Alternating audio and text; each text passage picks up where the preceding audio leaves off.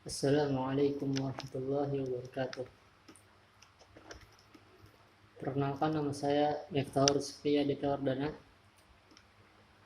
dari Fakultas Saintek jurusan Biologi. Ingin membahas materi atau pokok-pokok inti yang saya dapatkan selama acara PBAK berlangsung. Acara PBAK hari pertama. Pemateri Wakil Rektor UIN Malang, Profesor Dr. Umi Sumbula, MAG, Master Agama. Poin pertama yaitu UIN Maulana Malik Ibrahim Malang terdiri dari 7 fakultas. Ada psikologi, humaniora, syariah, ekonomi, saintek, dan tarbiyah. Salah satu kelebihan UIN Malang memadukan pengetahuan umum dan agama untuk membentuk karakter melalui Ma'had Al-Jamiah selama 1 tahun. UIN Maliki juga memiliki beberapa fasilitas yang menaungi mahasiswanya seperti lembaga bahasa di mana ada bahasa Inggris, Arab, dan Mandarin. Rumah moderasi beragama yang membentuk pemuda moderat, cinta bangsa, dan peduli Indonesia tangguh. Dan juga perpustakaan yang menyediakan jurnal karya ilmiah. Mata kuliah di UIN Maliki ini dijadikan sebagai pengembangan kepribadian yang merupakan ciri khas UIN Malang. Mata perkuliahan terdiri dari mata kuliah dasar, agama, dan filsafat, dengan mata kuliah fakultas yang membedakan antar fakultas dan matkul program studi yang membedakan antar prodi. Perkuliahan akan dimulai pada tanggal 6 September sampai dengan Desember 2021 dengan melalui UTS dan UAS. Setelah UAS, mahasiswa akan mendapatkan KHS atau kartu hasil studi, di mana di sana tertera IPK. Semakin besar IPK, maka akan semakin banyak SKS yang bisa diambil. Berikutnya adalah materi kedua dari Dr. Haji Ahmad Fatah Yasin, Master Agama. Mahasiswa baru harus mengupayakan diri baik secara mental dan spiritual dalam mengikuti perkuliahan di UIN Malang. Orang yang memiliki mental spiritual memiliki 3 indikator, yaitu berpikir ilmiah, berperilaku islami dengan cara tampil dengan style khas UIN Malang, yakni berpakaian islami dan tidak berambut gondrong serta berbicara sopan. Ketiga, menjadi mahasiswa yang kreatif dan terampil dalam bermasyarakat. Berikutnya adalah apa yang saya dapatkan, materi yang saya dapatkan di PBAK hari kedua. DEMA, Dewan Eksekutif Mahasiswa, diketuai oleh Farhan Adi Murasadi dari jurusan farmasi dan diwakili oleh Ahmad Fawaid jurusan psikologi.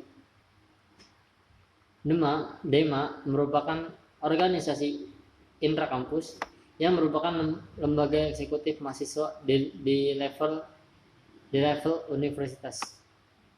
Fungsi DEMA adalah sebagai pelaksana program organisasi kemahasiswaan. Kedua, sebagai lembaga yang mengkoordinasikan dan menginstruksikan pelaksanaan kegiatan kemahasiswaan di tingkat universitas. Mengkomunikasikan dan menginformasikan kegiatan mahasiswa di tingkat universitas. Selanjutnya, melaksanakan koordinasi dan sinkronisasi kegiatan kemahasiswaan. Berikutnya adalah SEMA atau Senat Mahasiswa, diketuai oleh Muhammad Adi Farani. SEMA merupakan organisasi mahasiswa UIN Malang yang berperan sebagai lembaga legislatif yang mengkoordinasi DEMA, UKM, dan HMJ. Fungsi SEMA adalah advokasi, legislasi, pengawasan, penganggaran.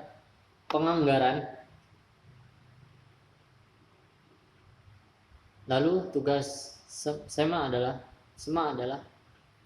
mengawasi dan mengontrol DEMA-U, memberikan persetujuan setiap kegiatan yang akan dilaksanakan oleh DEMA-U, memberikan pengesahan setiap laporan pertanggungjawaban setelah selesai agenda tersebut,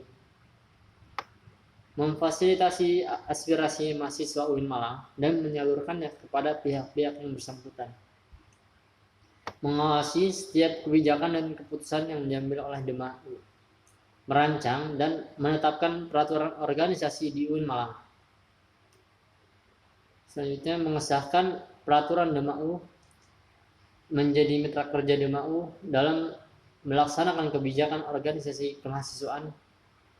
Selanjutnya adalah wewenang SEMA.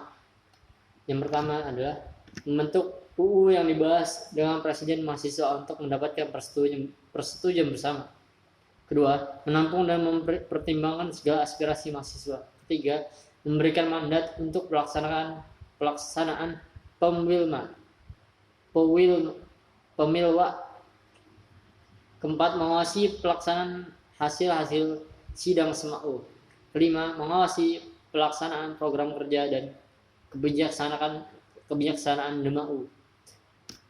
Keenam, turut andil dalam mengkaji permasalahan yang timbul di dalam negara dan di tingkat universitas. Sekian. Yang berikutnya adalah UKM, singkatan dari Unit Kegiatan Mahasiswa. UKM di kampus UIN Malang ada 16 buah, meliputi UKM Resimen Mahasiswa, UKM Simfoni SM, UKM UAPM Inovasi, UKM Jepret Club, UKM KSR PMI, UKM Pencaksilat Pagar Nusa, UKM Kopma PB, UKM Pramuka, UKM Unior, UKM Mapala Tursina, UKM Taekwondo, UKM LKP 2M, UKM Komus, UKM Seni Religius, UKM Teater K2, UKM PSM Gema Gita Buana. Nah, UKM ini tempat kegiatan mahasiswa. Jadi setiap mahasiswa bisa memilih kegiatan mana yang mau dipilih sesuai minat dan bakat. Di UKM ini, mahasiswa bisa mengembangkan minat dan bakatnya. Karena di UKM ini, mahasiswa bisa berkompetisi dengan mahasiswa lain, berkompetisi dengan mahasiswa selain dari UIN Malang, antar mahasiswa. Jadi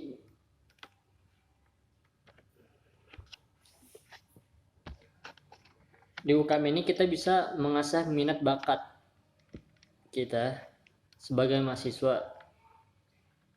Tapi jangan lupa, karena kita tidak hanya belajar hal-hal baru, tetapi kita juga bisa meningkatkan ilmu dengan pengalaman kita.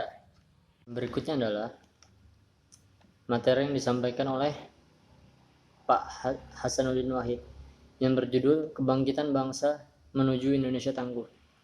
Beliau memaparkan tantangan kondisi sekarang adalah melemahnya daya beli, kedua, kurangnya sosialisasi kesehatan di masyarakat desa tentang indikasi COVID.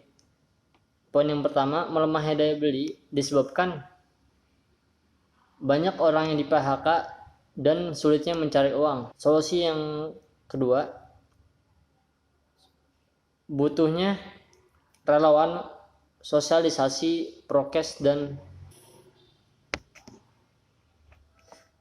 Solusi yang kedua adalah perbanyak sosialisasi tentang prokes dan vaksin di pedesaan terutama. Karena orang-orang Indonesia kebanyakan tidak disiplin, tidak mau membaca. Itulah sebabnya kita harus menyeluruhkan atau memberi sosialisasi kepada rakyat, kepada masyarakat keseluruhan. Yang ketiga adalah banyaknya anak-anak yang putus sekolah. Putus sekolah ini menyebabkan learning loss, yang dimana ini sangat merugikan untuk bangsa Indonesia, untuk generasi Indonesia ke depannya. Masalah yang keempat adalah kesulitan mendidik anak di rumah dan penurunan nilai anak. Ini disebabkan virtual, kita belajar secara virtual. Akhirnya sedikit materi yang kita tangkap dan mengakibatkan penurunan nilai. Berikut adalah kebijakan pemerintah di sektor pendidikan. Yang pertama adalah bantuan kuota data internet. Kedua, bantuan subsidi upah. Yang ketiga, rumah sakit pendidikan. Dan keempat, dukungan kepada relawan, mahasiswa, dan dosen. Hexahelix untuk menangani pandemi. Berikut adalah 6 elemennya. Pertama, komunitas ormas. Kedua, media massa. Ketiga, partai politik. Keempat, pebisnis. Kelima, pemerintah. Dan keenam adalah akademisi. Keenam elemen ini sangat diperlukan untuk menangani pandemi. Jika salah satunya belum siap, maka akan lebih sulit untuk menangani pandemi ini. Lalu beliau memaparkan tentang 3 kekuatan untuk mengubah dunia. Pertama adalah kemajuan teknologi, kedua agama, dan ketiga pasar. Beliau juga berpesan kepada mahasiswa UIN agar menjadi generasi yang unggul dengan memiliki pertama keagungan moral, kedua ilmu pengetahuan yang luas, ketiga pintar digital agar kita tidak tertinggal, keempat kesehatan, keempat kesalehan dan peduli sosial. Karena jika seseorang hanya pintar bagi diri dia sendiri, karena Rasulullah SAW bersabda, khairun nas anfa'uhum linnas. Karena itu kita harus peduli terhadap sekitar kita dan harus berbakti kepada masyarakat.